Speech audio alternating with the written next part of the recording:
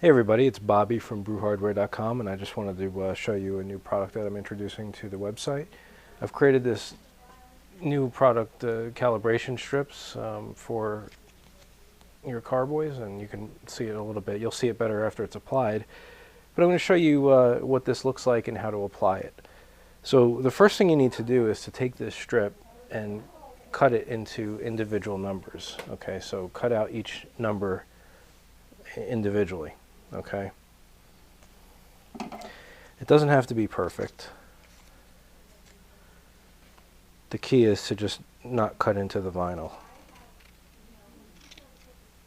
Okay, so that's the basic idea. Now, in addition to the strip that I'll be sending you, there's a few other things you're going to need to get this work done. The first is a piece of a roll of masking tape, felt tip pen, small Sharpie, application squeegee. If you don't have one of these or don't have any other need for it, you can always steal one of the key cards from a hotel or use a credit card to smooth the vinyl sticker onto the carboy. And then lastly, you're going to need some container that has a perfect 1 gallon marking on it.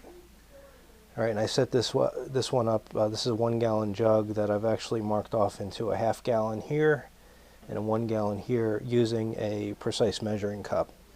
So you want to make sure that you start off with something that has a very accurate measurement.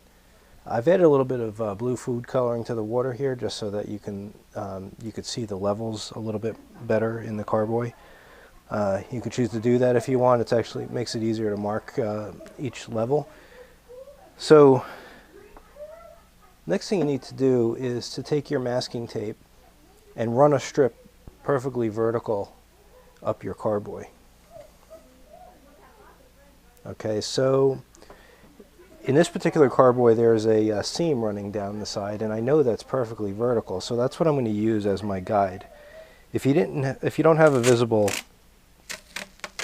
seam on your carboy, you can certainly put a level against it and check for a plumb line.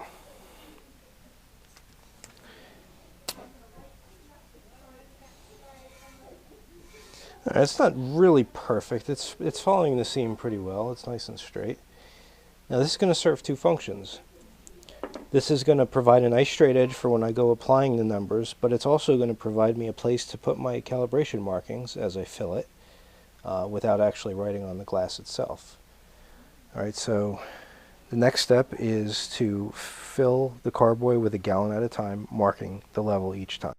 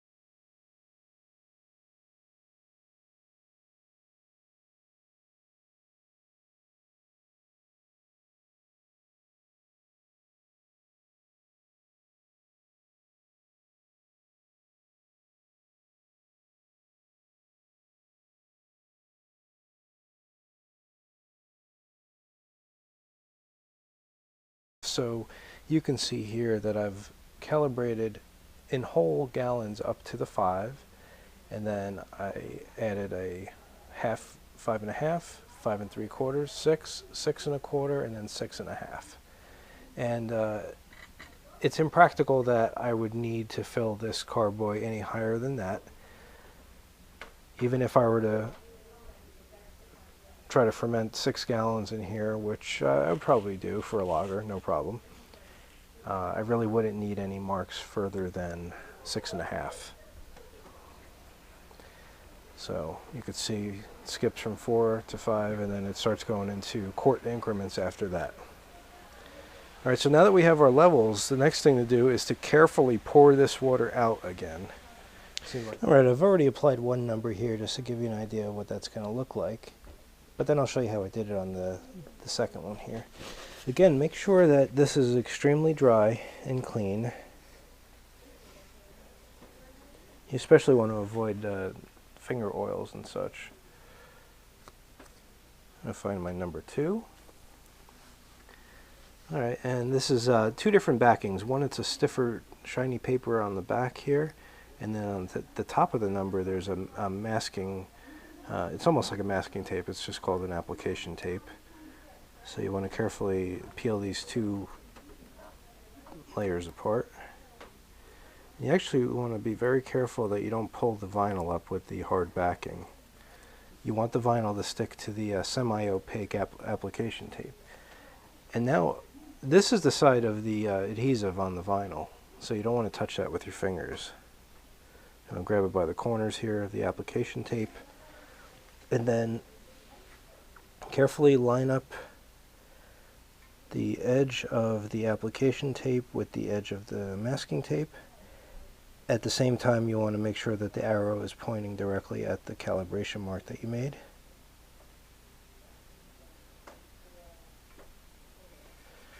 And then slowly roll it down onto the carboy as you rub it.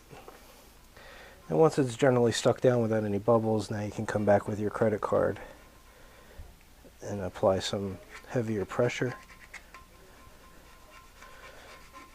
You're setting the adhesive at this point, and you're getting any air bubbles out. On such a small piece of vinyl, air bubbles really isn't that big of a concern. Once you push that on nice and firmly, you grab a corner, and the way to remove the masking without risking taking the vinyl up with it is you peel it back onto itself, a nice tight angle like that. Don't pull upward.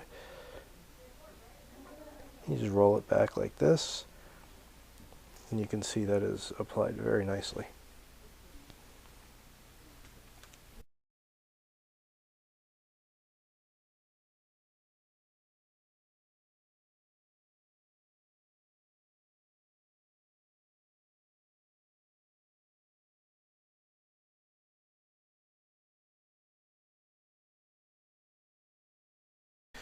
All right, so the way that I'm going to handle the 6.25 and the 5.75 levels is I'm going to add a piece of masking right there.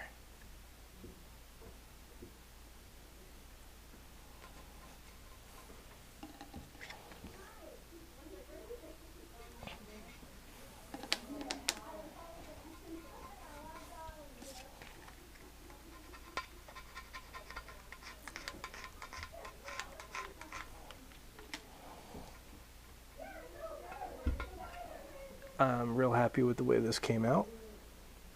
You could see 1, 2, 3, 4, 5 gallons, 5.5, 5 3/4, 6, 6 1/4, and 6.5. All right, there's a couple different ways to go about this, of course. You have flexibility. Because of how close these numbers came on the half gallons, you could have decided to completely leave out the 1/4 gallon markings. I suspect on a 5-gallon carboy, which is definitely more narrow than this, they might have fit, so the separation would be a little bit more vertically.